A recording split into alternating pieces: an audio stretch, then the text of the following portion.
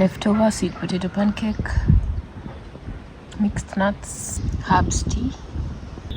This is hibiscus, ashwagandha and rosemary. It's been a minute since I took herbs tea, by the way. I've been focusing on uji a bit much.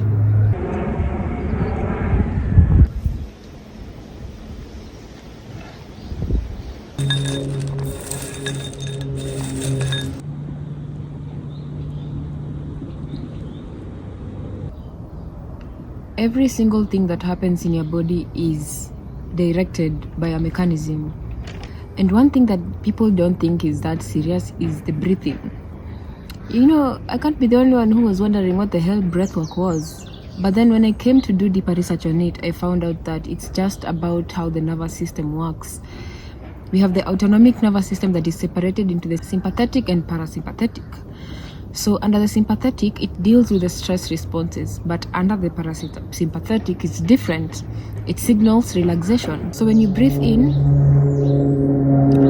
there's so many aeroplanes here. I think there's an airport around, maybe. So when you breathe in, it signals stress response, and when you breathe out, it signals relaxation.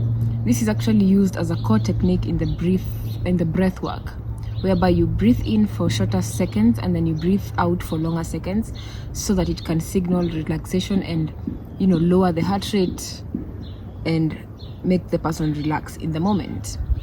In the long term, if you want to achieve the ability to actually relax in a moment when it's really important, you have to now start doing the breath work consistently. You have to do the yoga, you know, meditation consistently. Actually, all these it's all about the pattern. Just like anything else, it's about the pattern. Your brain registers that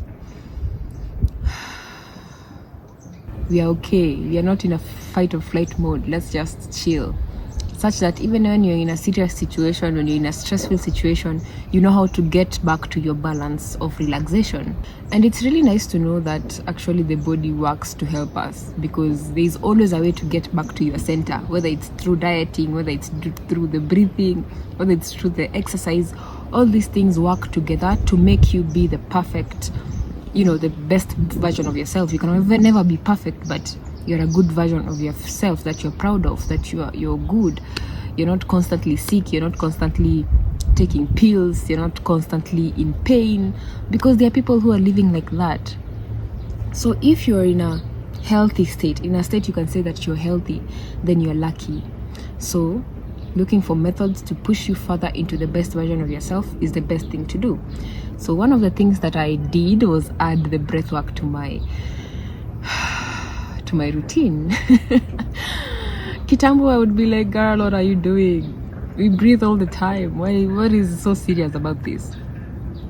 But then when you realize it's all about the nervous system and how to regulate it, and the fact that it helps you long term in knowing how to regulate your emotions, knowing how to know when to react, how to handle situations, these things are really important. People lose a lot all the time just because they didn't know how to handle a situation in a better emotional way, right? So this is something really important to do. So since we've mentioned that breathing in actually triggers a stress response in the body, look at the things that make you inhale all the time. When you're stressed, when you're overtraining, all these things are things that you should regulate. Yes, training is good, but when it comes to overtraining, you're overstressing your body. That means your body has to overcompensate to repair, and that's not what we want, right? So when you think about it, maybe that anxiety is not a personality flaw. Maybe it's just that it's a pattern you've gotten so used to, such that you just need to find your way back. So settle down and teach your nervous system to actually calm down, because that is what will help you when it comes to the important situations, when you need it done. Another thing that's really important to learn is to breathe through the nose. Chronic mouth breathing can literally change the shape of your face. It can cause it can change gut motility, because it's signaling stress, remember. And when we have the stress responses, remember it's handled by the sympathetic, and then we also have the parasympathetic. These two have to balance. But when there is an imbalance, when the sympathetic is high, when you're constantly in low-grade stress, you see there's a certain imbalance. It then starts giving you these responses that come from the stress. So when you look at the things that are handled by this parasympathetic are things like the digestion and the reproduction. So when there's an imbalance here, there's also an imbalance here. So you start getting issues with the hormones, with the reproductive system, with the gut motility, things like the bloating and, indigestion. These are things handled by the parasympathetic.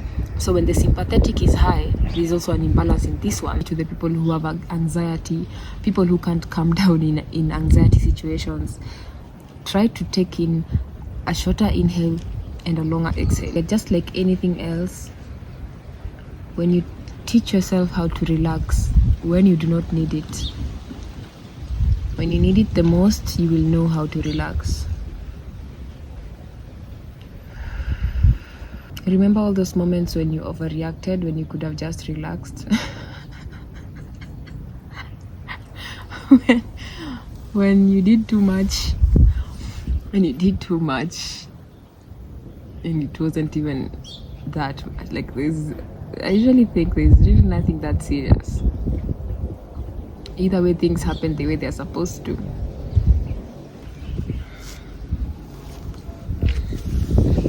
So constantly having to take deep breaths, constantly sighing, constantly yawning, all these things, that they are signs that you could be in low-grade stress, constant stress.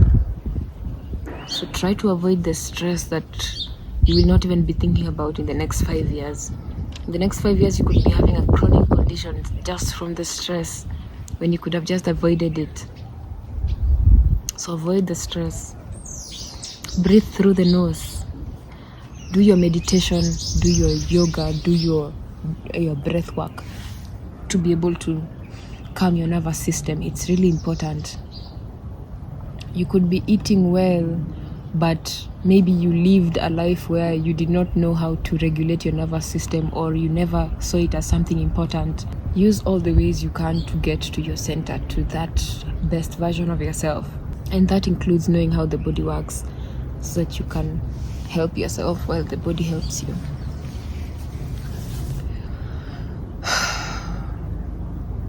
Even when you're exercising, try breathing through the nose. You're already stressing your body by working out. And that is actually a good type of stress. So when you keep adding with mouth breathing, now it's more stress. Breathing through the nose also triggers the production of the nitric oxide, and the nitric oxide is the one that is used in the dilation of the blood vessels. So when we have proper dilation, because we breathed did we breathe or we breathe through the nose, then that means we have better transportation of the oxygen throughout the body to the tissues that need it. That means if you have constant dizziness, especially when you wake up, when you stand up and you have constant dizziness, maybe it's not even the iron deficiency, maybe you just have the carbon dioxide intolerance, and you just have to learn how to breathe now. By the way, dizziness and fatigue could also be a sign that you have stress from chronic mouth breathing. So number 1, breathe through the nose. Number 2, train the nervous system. We have whole professors, we have teachers, we have doctors, but the only thing they don't know how to do is regulate their emotions.